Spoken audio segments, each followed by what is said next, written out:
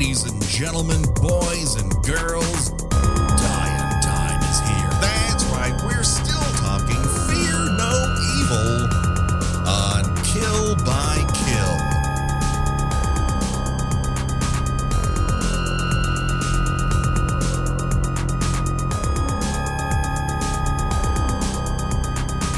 Well, greetings and salutations, Internet. This is your old friend, Patrick Hamilton, coming to you once again from some city in upstate New York. This is the Kill by Kill podcast, where we are dedicated to celebrating the least discussed component of any horror film, the characters. Now we're going to unpack all the gory details of Fear No Evil 1981 version in the hopes that an unfortunate co-ed's untimely end is just the beginning of the jokes that we can make at their expense. And as always, there is one person I trust that if I get into a pool to go skinny dipping, the first sight of a zombie, she'll take off in the other direction without me. The one, the only, Gina Radcliffe. How are you doing today, Gina? Yeah, I'm just leaving you to flail around in there. I'm sorry. Godspeed and all that, but when I see like oatmeal face zombies coming, you're on your own. No, it's time to beat feet. And if I'm just sticking around like, hey, the water's fine to me, it's kind of on me in that sitch. Exactly. Every man for himself. That's right. Well, I don't want to alarm you, Gina, but we are not alone. That is right. We have a special guest. He is the former editor-in-chief of Dread Central, but now is one half of the genre distribution label, The Horror Collective. He is the one, the only, Jonathan Barkan. How are you doing, sir? I'm doing so well. Thank you very much for having me. How are you doing? I'm excellent. Are you making fun of my radio yak? Because I have this big microphone arm now, and it makes me feel like a big boy DJ. You know what? I'm going to tell you right now, I'm speaking into a mic that is on a mic arm, and if you want, I'm more than happy to pull out my radio voice. There we go. A whole lot of ad copy voice. So, I think together, you and I, we could absolutely reinvent the radio commercial guy yakety yak kind of presentation, you know. Oh, so you're looking for some soup for dinner tonight? Something like, I don't know. I'm making a fool of myself, but I think we can pull it off. You get the idea. I like my this presentation is old-timey terrible. soup cell. No, Yes. we could roll with this. Campbell's, we need a sponsorship right now. That's right. The future is soup cans, and just jump on board right now. Hey, Warhol knew it, so if he knew it, I think we can do it. Jonathan, you have been steeped in horror for quite some time now. Yes. But had you ever watched 1981's Fear No Evil before I asked you to? No, and what an experience, I must say. I don't know how this movie slipped under so many people's radars. I really don't, because it's just so its own baffling thing that I would feel like it's strictly on word of mouth that more people will be familiar with it. I mean, it's got a killer soundtrack, and I have to believe that's why it was sort of kept off of a leap from format to format. It just must have been held to clear on some point, and God knows who actually owned the rights to this.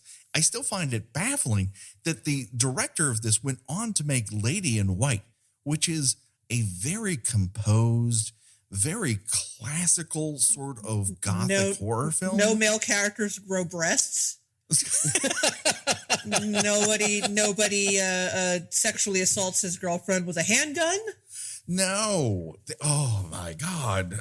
There's a lot to unpack in this film. There really is. I am astounded by it. I'm amazed by it. And that's why I felt we needed to give this more than just a one and done. We needed to really get into the details here. So why waste time any further? Let's get into it. It's time for a quick body count. Who is still left alive at this point in the movie? Nearly everyone, strangely enough. Well, we got one antichrist who runs hot in the shower and cold in bed. We've got one undercover angel who's lost her boyfriend in a demonically enhanced game of dodgeball. And no, That's not a joke that I wrote. That's something that honestly happens. Literally happens. I want you to know. I watched it again just to like make sure I hadn't had some sort of fever-induced hallucination. Yes, that I genuinely was, when I was watching the film, I was, into it and, flabbergasted and baffled by this film because it really is something, I think special is the correct word to use here.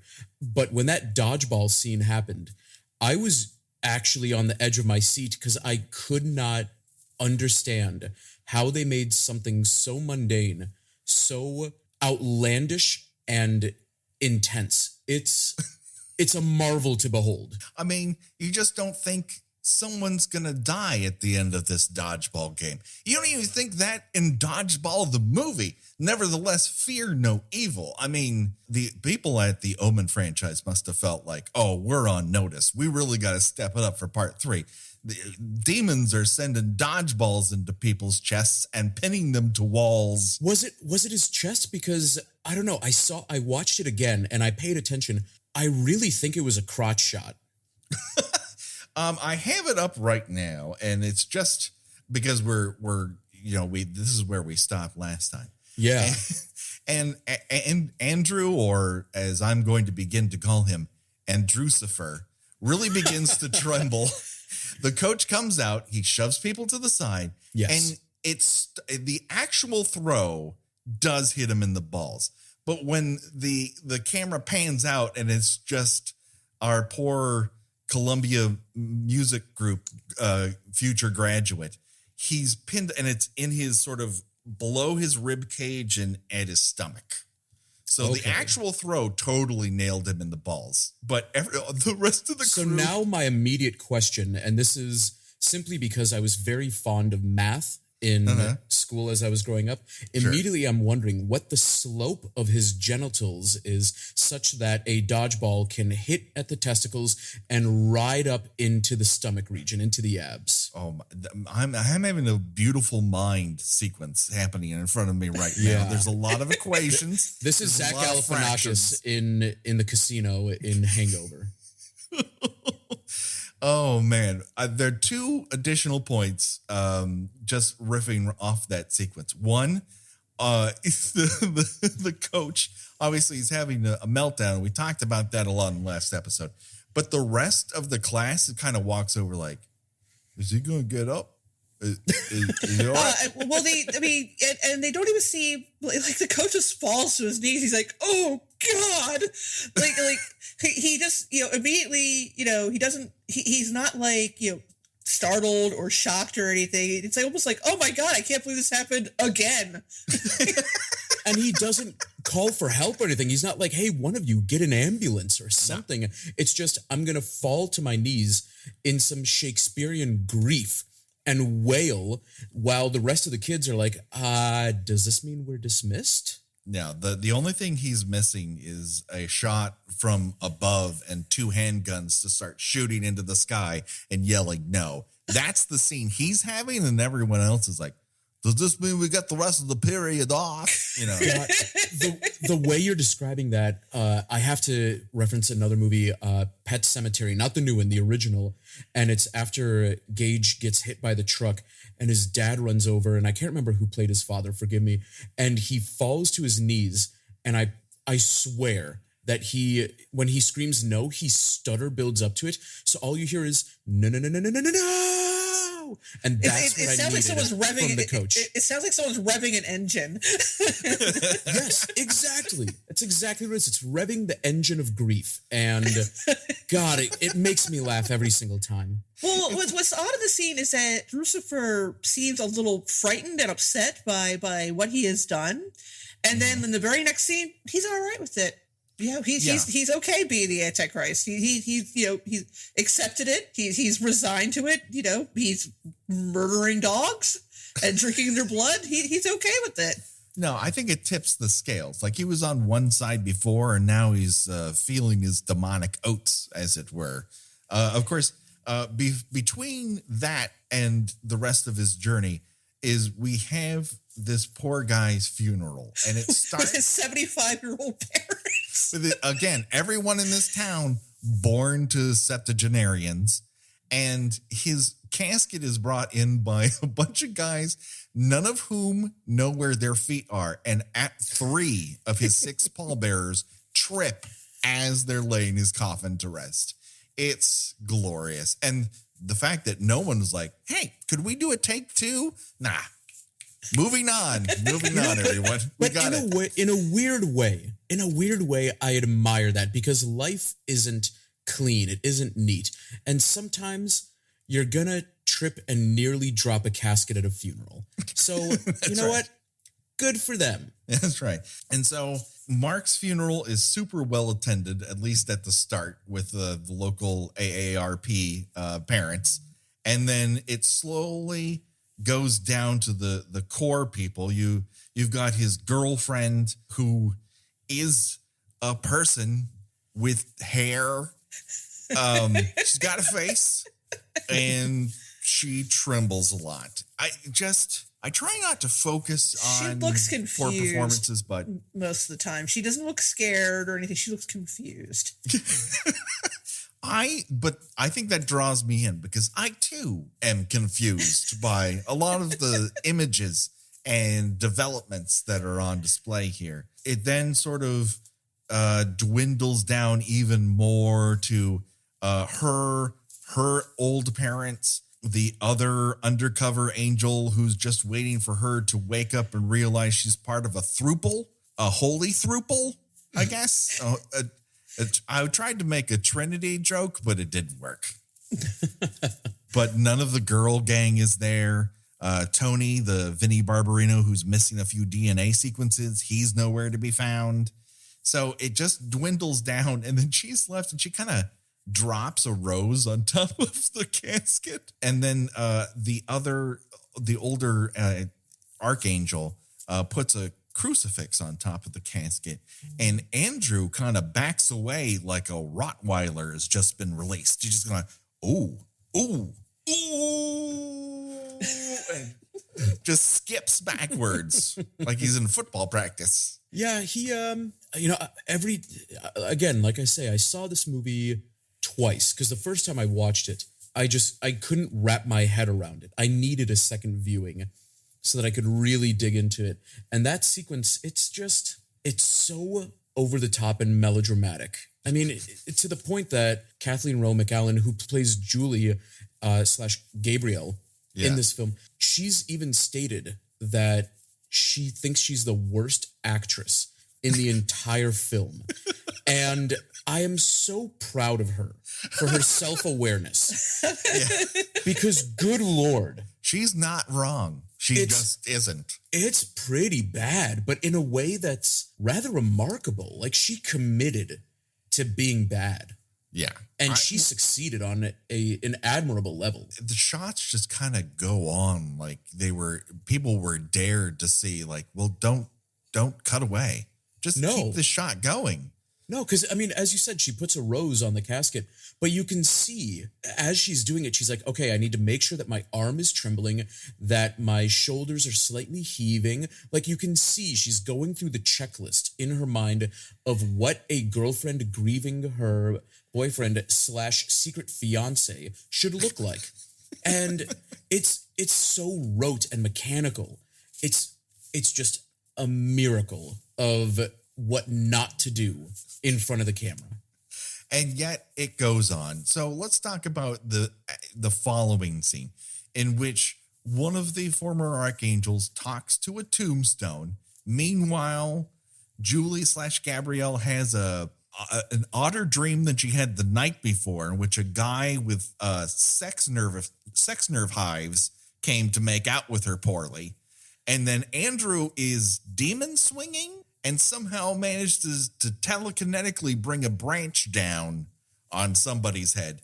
And then like, scene over, everyone. And they all walk away.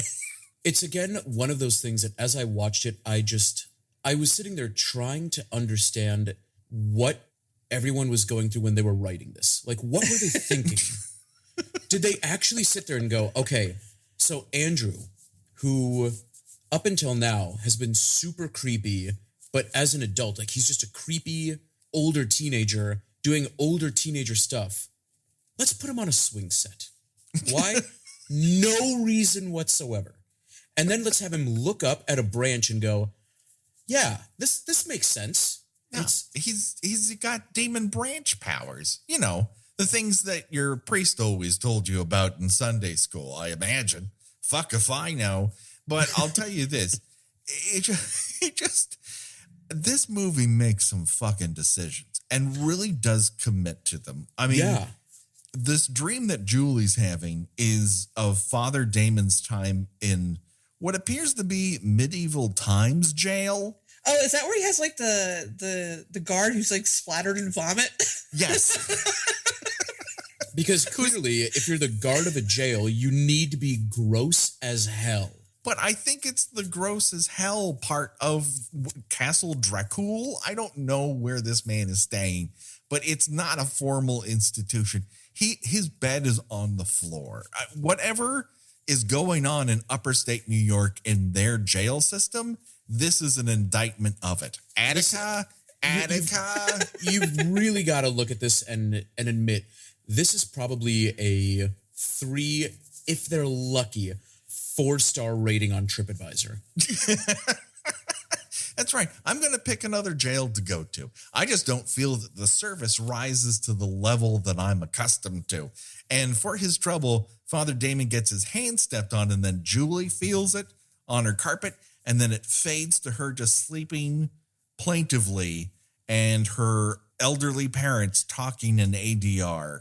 Cut to Margaret's walk of shame with her bloody forehead, in which she goes up to a well, pumps a little water, and then splashes water nowhere near the makeup they've put on her face so that she doesn't ruin it. But I'll tell you this, she stumbles away convincingly.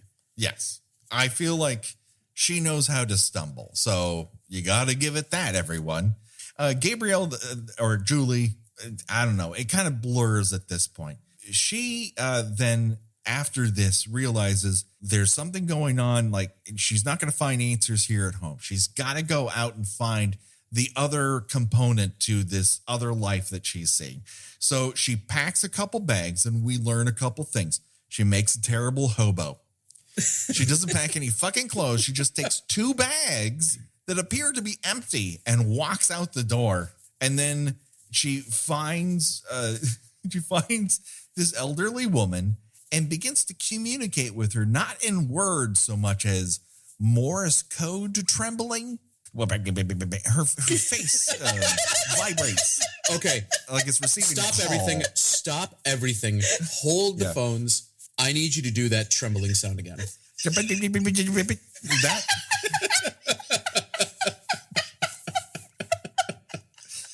It's a talent. Also, you have to vocalize it in some way. I mean, this is an audio format. Listen, I wish that I were as high right now for that moment as the writers of this film were when they put this thing together. I think though that there's a lot of seriousness to this. There's a great deal of unintentional humor, but I believe that they thought when they were filming this, like, this is gonna work, everyone. Oh yeah, no, this is done without a drop of humor or winking at the audience. Or it takes itself very seriously. It does, and there's a certain charm to the film as a result. And earlier you had mentioned that the soundtrack to this film is pretty badass. And, obviously it really is, with bands like the Talking Heads and B-52s, Sex Pistols, Ramones. It's great. It really is. But I'm going to be genuine here and say that the music by Frank LaLoggia, and who also wrote and directed it and produced it, the music is actually really good. Like, this is the kind of soundtrack that I would genuinely buy a vinyl copy of if Death Waltz put it out. Yeah. I mean, this movie was made for I think it was like $150,000. So no, there's a lot of the director raised that much on his own, but the budget definitely went a bit higher. I think it was close to, it was in the high 6 figures, low to mid 7 figures, but it made its money back. Yeah. Here's what I like about movies like this, right? I don't want to go to the ballpark and pay for parking and walk all the way to my seats and pay for everything else to sit down and watch somebody swing for singles. Maybe get a double. Aim, point to the left field and fucking try to hit a home run. And if your bat just swings you around and you become like the Tasmanian devil and the bat hits you in the face and you fall to the ground, well, at least I know you're putting in the effort. Go for the home run. And this movie, which I think we can all agree, probably does not hit a home run intentionally, hits a home run in my heart. Yeah, I would agree with that. It set out to do something, and it did it. I don't know that it did it well necessarily, but it did do what it intended to do. I believe that. I mean, take for example, think in your mind, what are the great training montages that you've seen in cinema?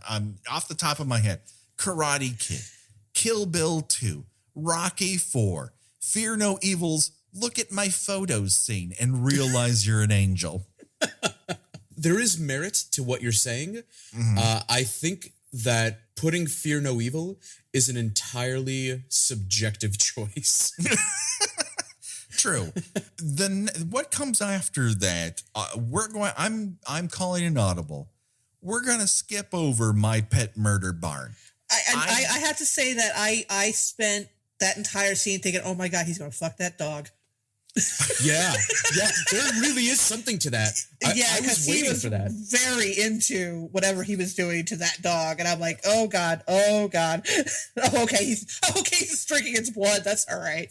Yeah, but I will say that this is probably one of the fastest scenes. I mean, unless I missed it earlier, but I think this is one of the fastest scenes of introduce the dog, kill the dog. Yeah.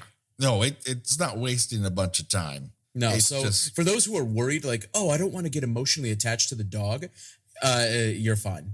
I mean, I know you'll see a dog and immediately go, oh, that's really cute. How dare you? But at least you didn't have the time to go, oh, but the dog did something really cute. It didn't. I mean, Gina, you and I have seen some minor characters want to fuck Jason's corpse. And I felt more genuine desire in that scene. I need context. Okay.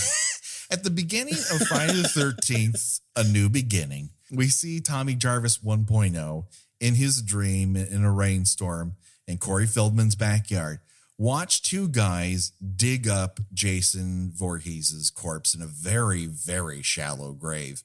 But their enthusiasm conveys not that they want to see Jason in the flesh, but maybe, go to the bone zone with the guy. They're really into it. No one is that enthusiastic about digging up a corpse. Come on. Yeah, I think that they decided they were going to add a little bit of character development, and their character development was deliverance. I believe I counted the come on, do it's in that scene, and I totaled 6 or 7. I mean, that's a lot of come on and do it's. All right. Personally. Okay. You'll never see that. You'll never look at that scene the same way again. I promise you. I mean, to quote a very popular saying on Reddit, I've fapped to worse.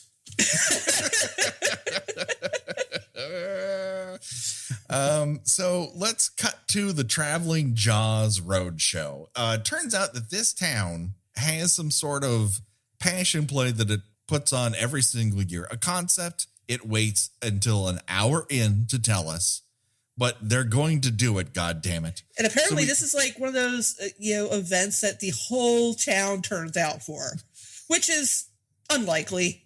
Yes. Which then leads me to question that, because usually those kinds of things are for very small towns. We're talking like almost villages, hamlets. But this is clearly not a small town. This is something that is the size of, let's say, Twin Peaks. You've clearly got a good 40 to 70,000 people who live here, and yet somehow this is the big to do. This is the social. They're tailgating.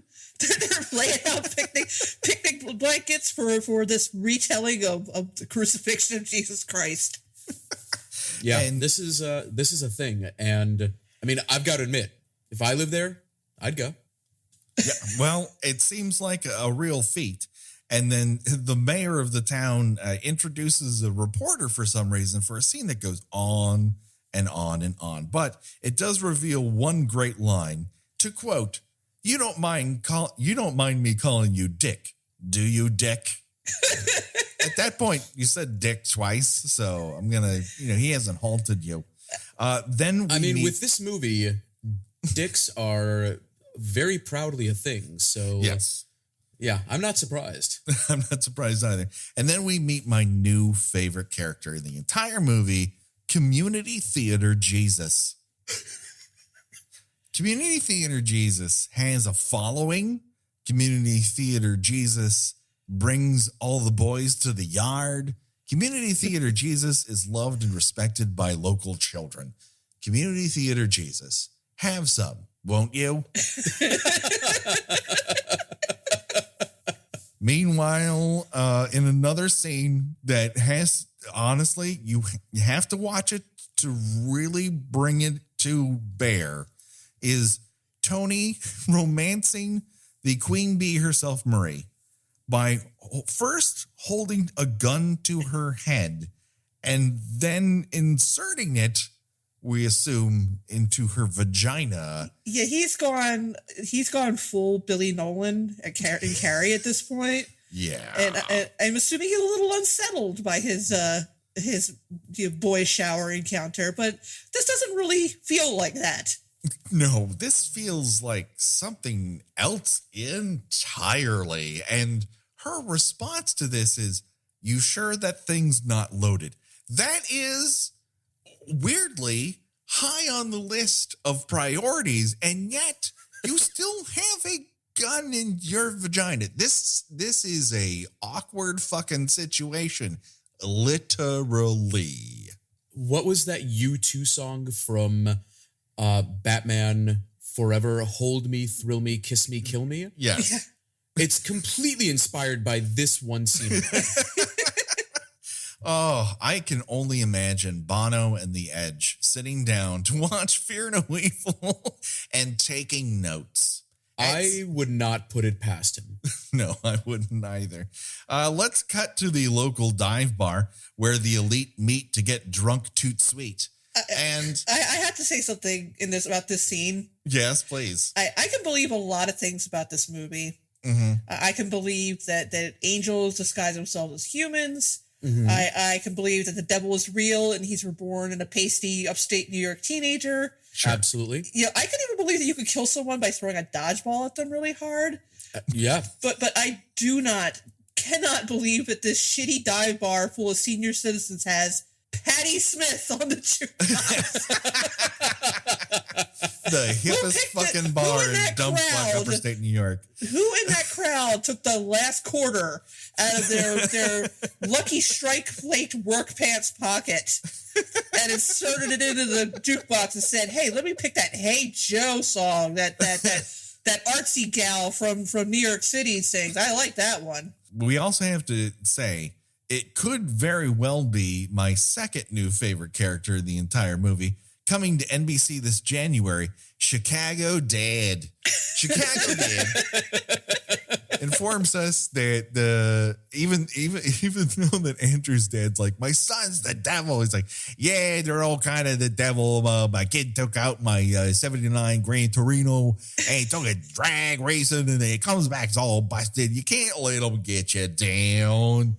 Like, the sausage is still in his mouth, even though it isn't. It just goes to show you that I think this is the core message of the film, that parenting is hell.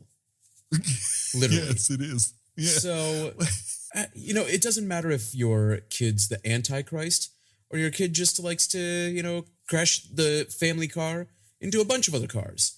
Yeah. They're all assholes. They're all dicks. They're all dicks, whether or not they have them or they're just in a car getting fingered by a six-shooter.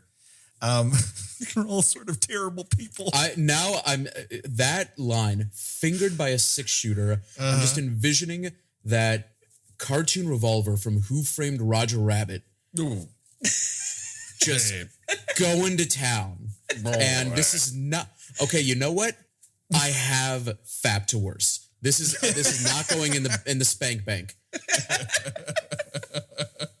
How about this scenario? Okay, picture it in your mind, and if you're grabbing yourself, nervous. You'll never know. You're in what appears to be a bowling alley. You're a Bob's Big Boy. We're never told, and lots of sexy teens, and by teens I mean people who are 25, are all just hanging out in formal wear. Are they going to a dance? We're never told. But Tony disappears, and then the next thing we see is him beating up a guy who has a full fucking beard in the men's room. And you're kind of like, oh, he peed on my shoe. And you're kind of like wondering, well, yeah, but where was your shoe at the time? I have the feeling that this has awakened some things in Tony. Yeah, is this one of the, who was that, was it a senator or a congressman who tapped a foot under the bathroom stall and it caused a whole kerfuffle? He had a wide stance, Jonathan. Okay, you know what? That is a very plausible argument. Yes. And you know what? Tony, he may have a wide stance. And bless him for realizing that his stance is wide at this point in his life and exploring his wide stance. That's very, very true. But Tony and the crew get kicked out of wherever the fuck they are. So we're never seeing their decision-making process. But I guess at some point they all decide that they're going to head off to Castle Dracula on the bay. By the way, am I wrong? But was Tony in the same bar that Andrew's father was in? Or am I completely mistaken? They look like different places necessarily. They look like different places. But they're cut together so quickly that you could easily get that impression. We're never given a distinct locale for that sort of teen hangout that they're at. But sooner than, before you know it, zip, zam, zoom, we're off to the races, and we're with Andrucifer, who's now busy decapitating statues like a real Exorcist 3, the Legion. And he's got these auto-tuned demon screams. Yeah. At this point, the performance of Andrew could best be described as tremble-tastic. There's a lot of micro shaking. There it is again. I love it. Yeah, there's more speak. Yeah, he kind of devoted himself body and soul to playing this character. And I guess there's a reason. There's a lot of energy flowing through him, and he causes what can only be described as the unfunkiest version of Thriller ever to break out. As Gina described it earlier, oatmeal-faced zombies start coming out of every available crevice of this joint, and they all have brought their own shovels. So is this a cemetery? I thought it was some sort of just like a castle or something. Well, what castle is complete without a cemetery? That's right. The riverboat captain who was giving us backstory in the last episode did say that the guy who lived there, who was the previous Lucifer, he had killed all the workers who had built the castle, but apparently he had killed all of them and buried them in the most easily exited graves that I've ever seen. They're just below the surface. They're just kind of tucked in a crack, like they're a hot dog corpse. And then they just pop out and they're ready to party like it's Return of the Living Dead. Well, I mean, consider the last Lucifer is pretty much like has the same kind of noodly physique that Andrucifer has. So this sort of reverie with that Andrucifer is causing on Castle Dracula by the Bay is mirrored by the Passion Diaries crowd. And we see that Margaret is in possession of the murder weapon that Father Damon killed the last Lucifer with. So once again, in movie after movie, people are able to get murder weapons out of the police's hands and hold on to them themselves. What is happening with the police departments of 1980? Well, they're a little understaffed. A lot of them had been sent to the big cities at that point. Yeah. It's also the age of cocaine. So I think we can safely assume that a few police officers are casually rubbing their noses and do not notice an elderly woman sneaking in for a processional cross and just casually sneaking back out. Yeah, this is where the movie just kind of happens. Like scenes roll into scenes. We see Tony and the gang forcibly barter for a boat with a 6-pack, and they head off to Zombie Island. But then Andrew's dad, after his bar fight, comes back to the house, discovers that his wife has been Lady Havishamming this entire time in a room that I guess he's decided not to go into. I was gonna say, they just left her in there? I mean, she was conscious and seemed to be, seemed to have her faculties enough to know what he was going to do. So did they just leave her there to literally have cobwebs collect on her head? She has cobwebs on her. I mean, the last time we saw her, she was at least being helped to smoke. By the way, like that scene, okay.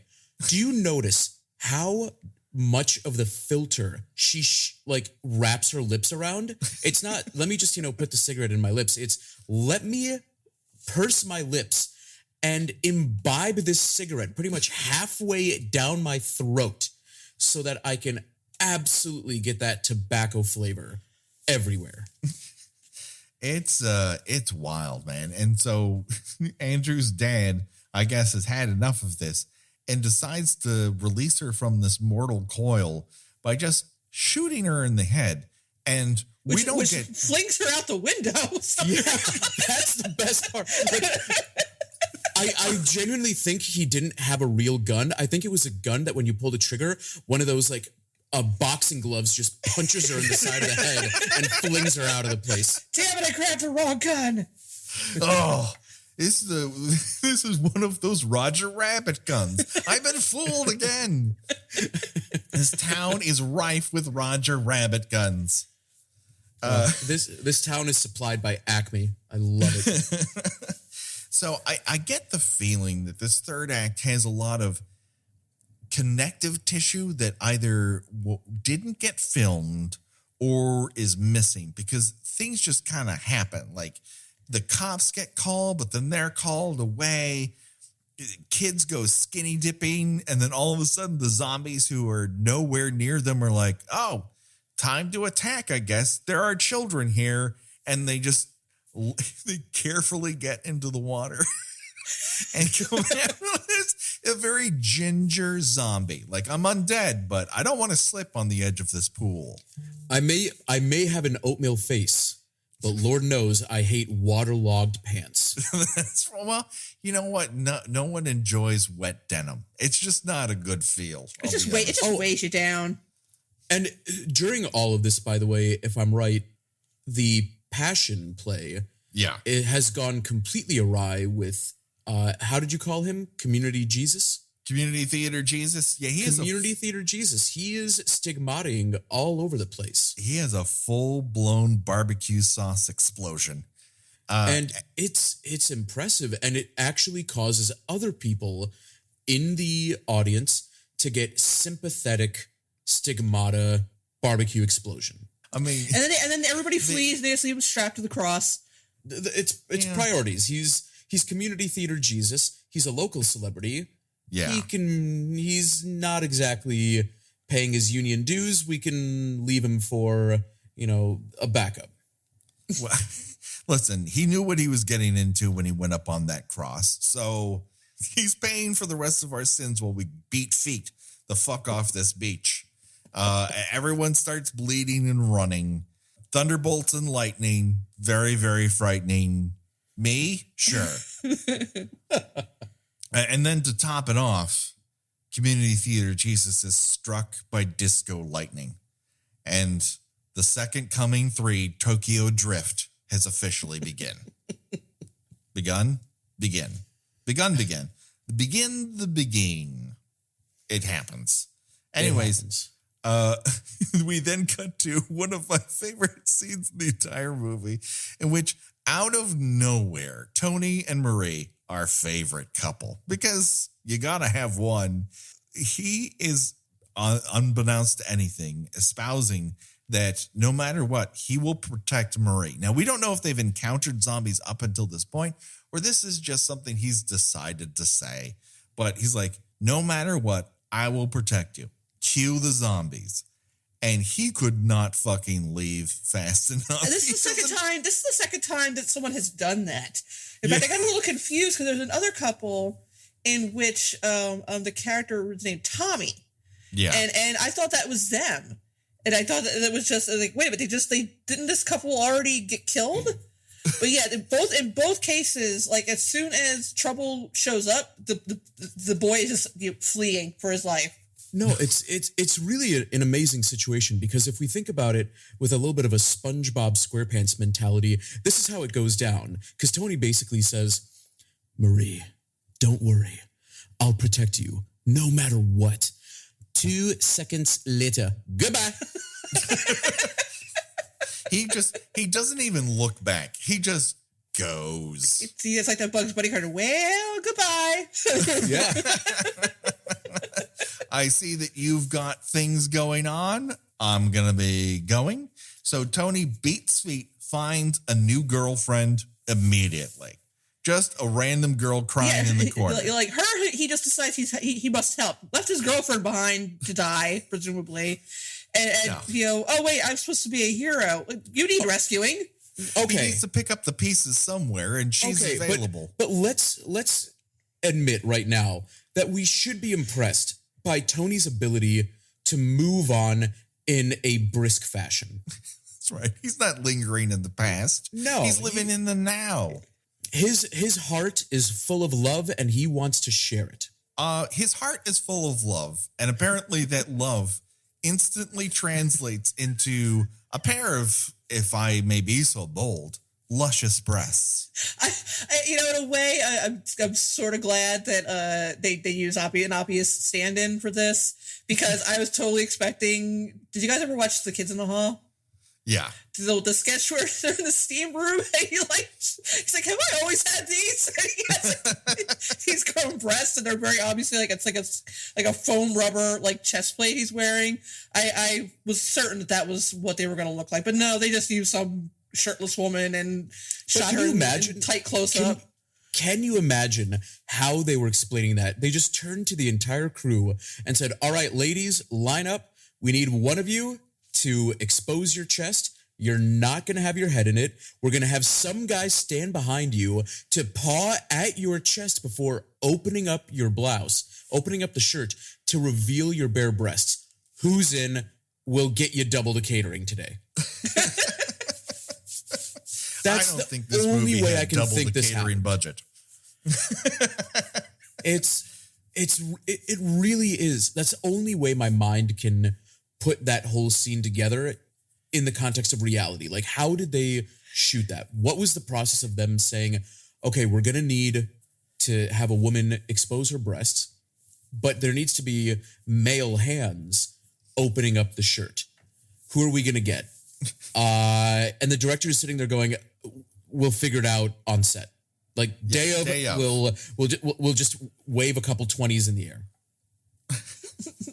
And yet it works. And you're thinking, you guys, it's shocking. This sounds crazy. This sounds shocking. It sounds insane. How can they possibly top such a reveal? I point you to Andrew in his Antichrist caftan. Oh, now, wait. We got. I have things to say about this look. Please. For one thing, his hair has gotten curly, which definitely suggests that there was an extended period of time between when they shot his earlier scenes and when they shot this one, because his hair is both longer and considerably curlier. Yeah. And this chiffon negligee he's wearing, it looks like something a horny middle-aged housewife would wear to spice up her marriage. Yeah, this looks like you're trying to seduce the graduate, and he just has it. Like, did he always have that in his closet? Did he dip into the previous Lucifer's closet for this? Did he go shopping for this ensemble? We're never told. Castle Dracula has an amazing walk-in closet. Oh, yeah, that's very, very true. It's like, yeah, I could dress up like Dracula, but let's go to the bride section and see what's doing here. And lo and behold, he finds something that is both revealing yet demure. It's a classical look. Like I almost here's the interesting. Here's why this movie is interesting to me, because for 1981, this was kind of weird and daring. I mean, I feel like they are trying. The word didn't exist at the time, but I think that they're trying to go for some kind of gender fluid thing that would, I mean, he still looks like a boy, but he's clearly wearing makeup, and he has his hair has gotten longer, and it's a very David Bowie look. Yeah, he's got this very filmy, revealing gown. It's a gown, cut in a way that is just covers enough, and he's trying to be alluring to Tony, which is an interesting thing that certainly for that time must have been a little baffling and uncomfortable for viewers. Well, I mean, forgive me if I'm incorrect here, but this is because I'm Jewish. I grew up in a Jewish home. I went to synagogue, so I didn't really get a very firm understanding of Christian mythology, specifically when it came to Lucifer. But if I'm right, Lucifer was an angel cast out, but he was supposed to be very beautiful. But he was God's favorite angel. Yeah, if I'm right, aren't angels supposed to be asexual? Like they're not. They are. They don't have genitals. Yeah, you're right. So in a way, Andrucifer, presenting himself in a way that is both masculine and feminine, but neither. It would actually make a lot of sense. That being said, it's still rather daring because, I mean, doing that in 1981. I mean, this was filmed, if I'm right, in 79. So it's, considering the time frame, it is a bit bold, but contextually in the story, it makes sense. But I still admire that it did it. Yeah, absolutely. I mean, I think there is a subtext to all of this. Like all of the angel characters, they've been body hopping. So you have to assume like they haven't always been in the bodies of men. They haven't always been in the bodies of women. They're just, it's a cycle, and gender means less to them.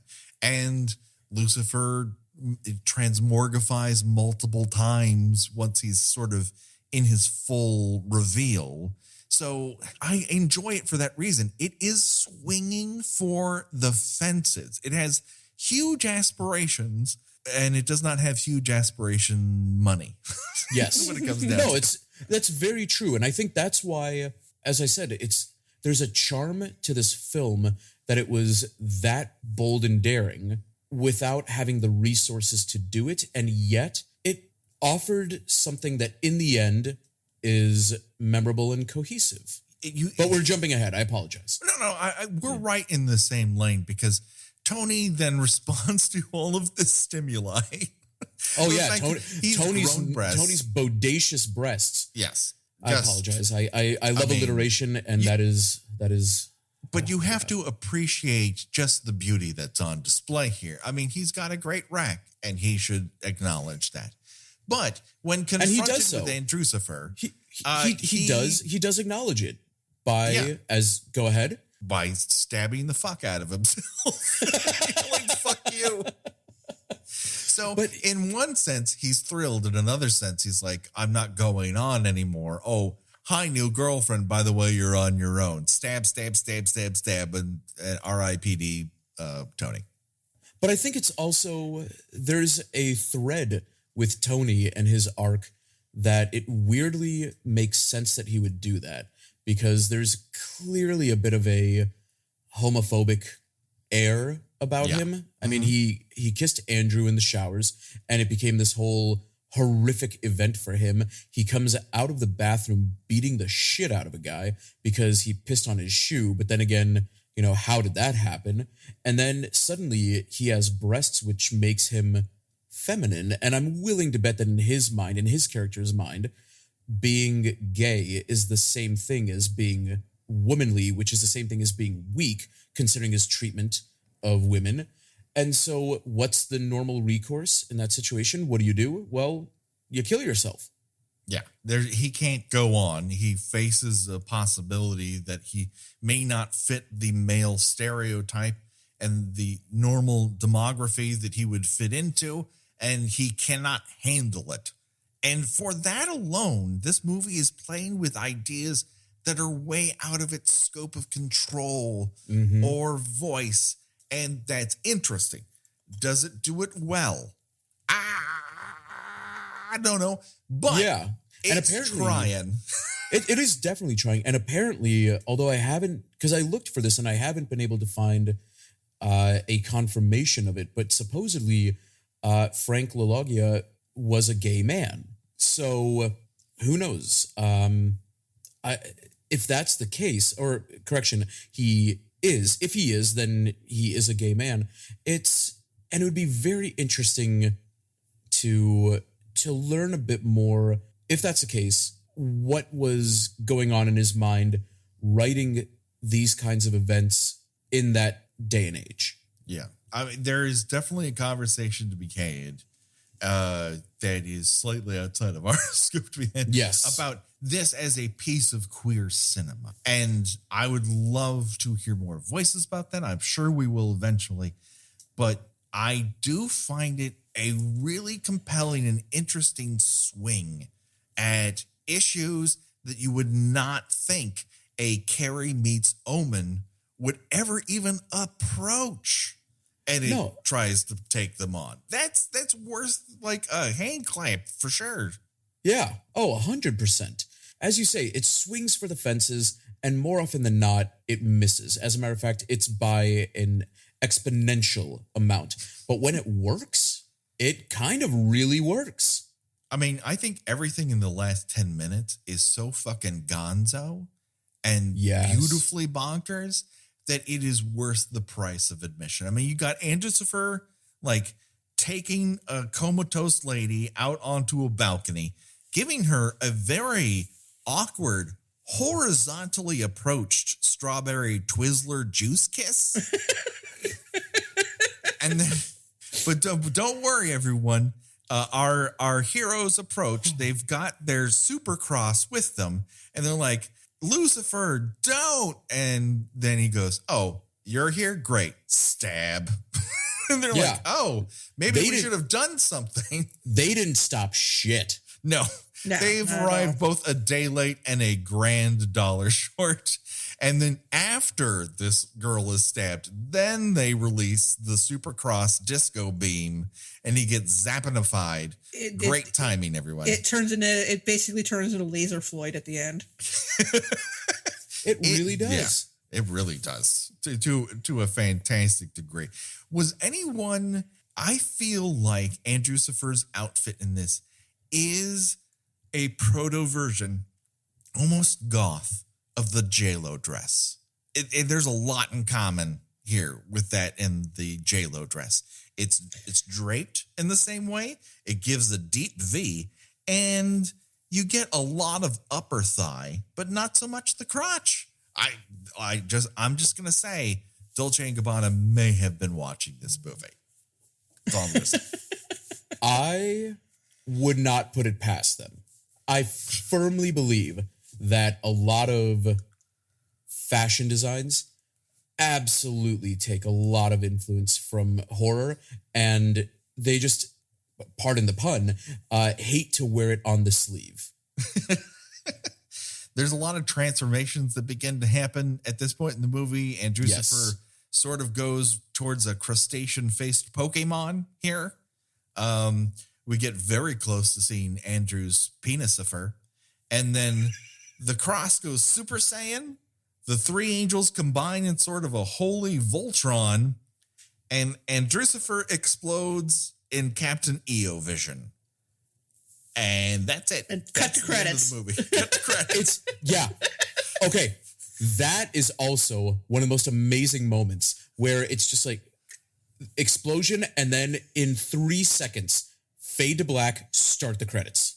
There is no release from the climax whatsoever. No. It builds, it hits, we're done. Yeah. We don't know what the world is after this, and we don't fucking care. Castle Dracula explodes. like it's the end of Waterworld, the stunt show, and then, all right, everybody, you don't have to go home, but you can't stay here. Evil has been thwarted. Vanquished. Yeah. The end? I mean, they done did it, everyone. But did they, though? All evil is vanquished.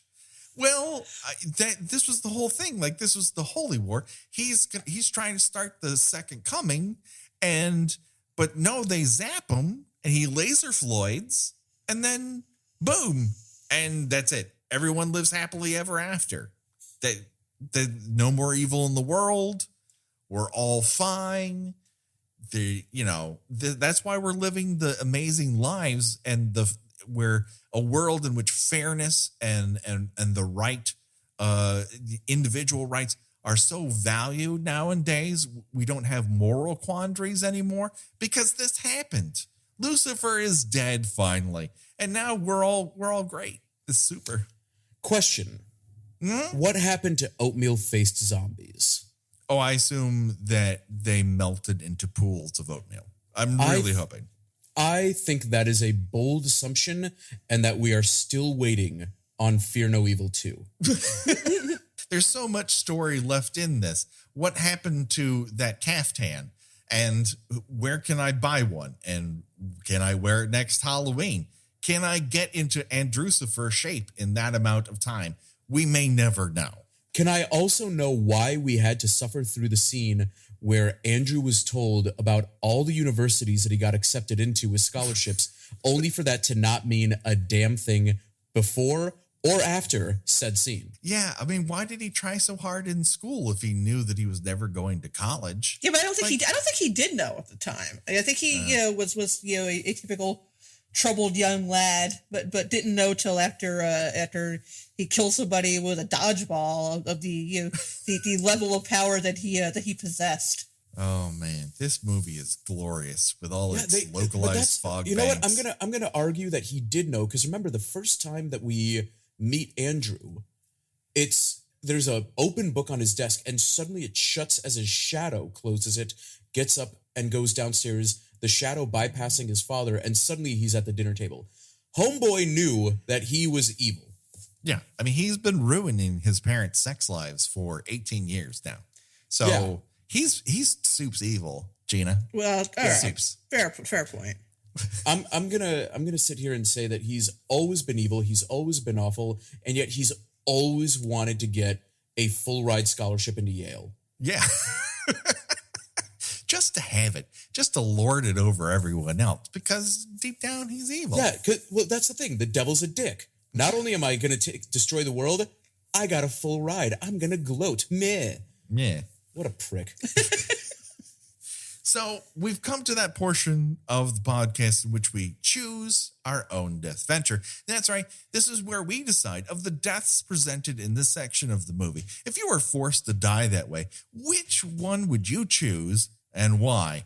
Up for bid in this section, we have torn apart by worker zombies, crucified on stage as part of a community theater production, forehead gravy madness, grow breasts, then stab yourself, mouthful of strawberry sauce, then stabbed, broken neck by Mark, someone who is accepted into Columbia, I guess. He's got that going. Or you can explode in disco lighting. Jonathan, as our guest, I turn to you for your answer first. Do I have to pick from that selection, or can I choose another death from this section that we have been discussing? Sure, go for it. I really want to go out with a boxing glove gun that pops me out of a window. I forgot that one. Yeah, I did forget that one. That's definitely number one. That's true. Now you're going to have here's to the live thing. in I'm going to be cobwebs for a while. That's totally fine. That's totally okay. But I'm going to sit here and say this. If I grew luscious, in your words, breasts, then I ain't stabbing myself, because you know what? I'm rocking them.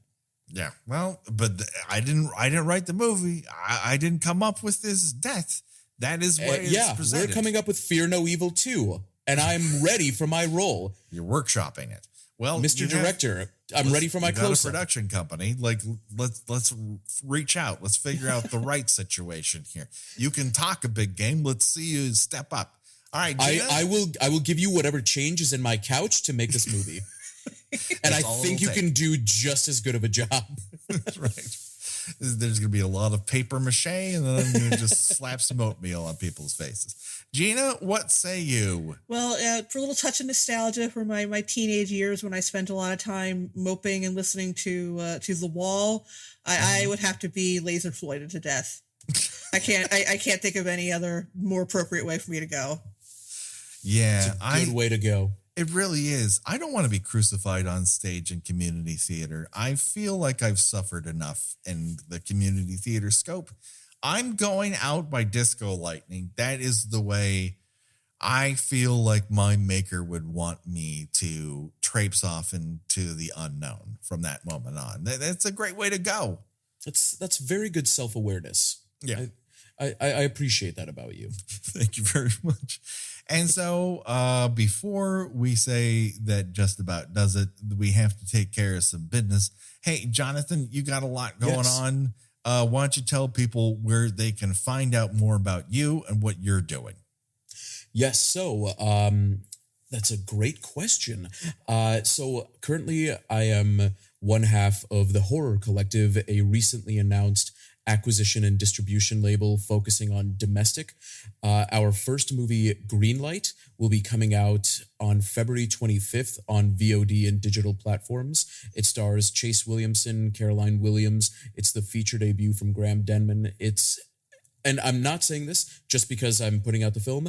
I am saying this because I genuinely believe this. It's a very solid movie. It's very good, very entertaining about a young director given the chance to shoot a feature, and the producer tells him, in order to keep your job, you have to make the last kill of the film real.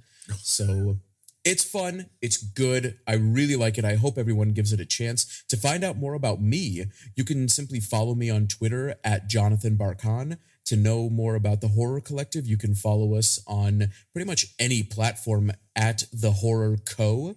And yeah, that's really about it. But I just want to take a moment to also say thank you to the two of you for having me and for introducing me to such a unique and exciting and, if I'm going to be honest, batshit crazy movie.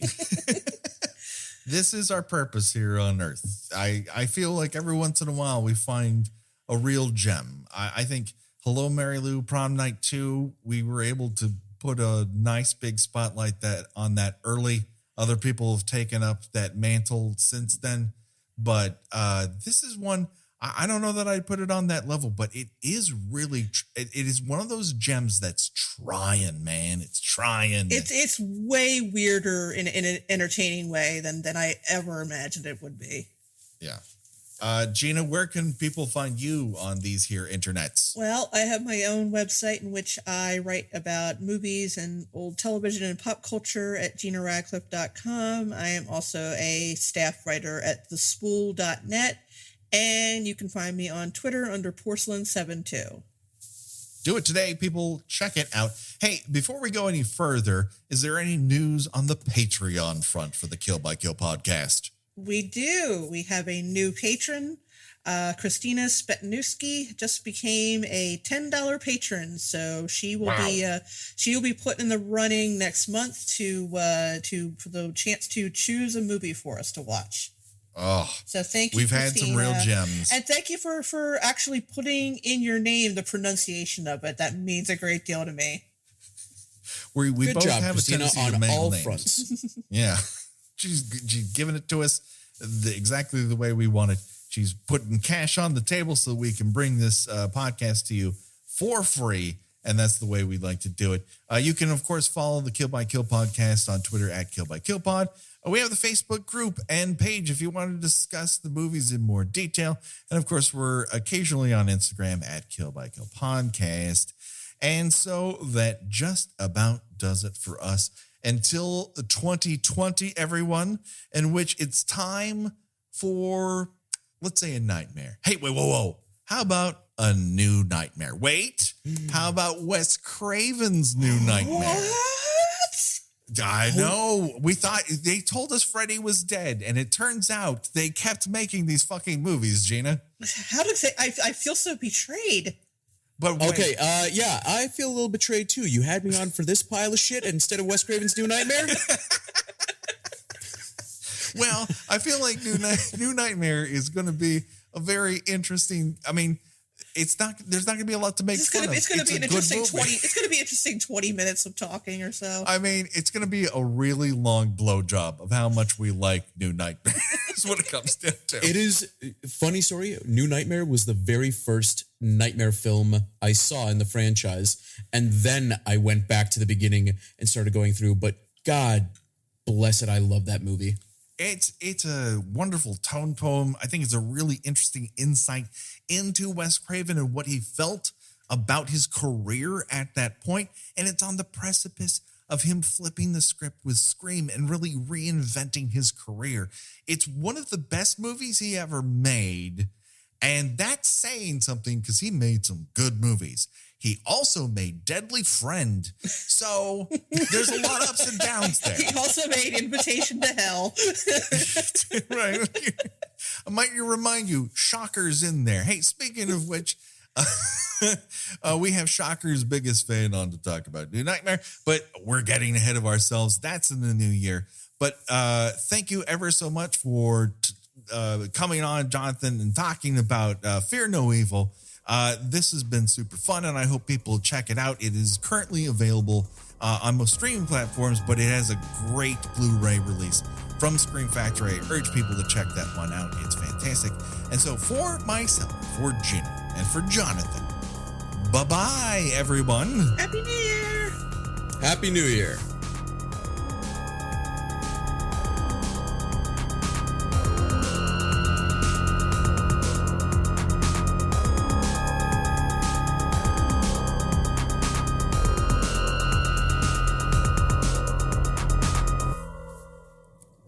Oh, man, that is one hell of a fucking helicopter, everyone.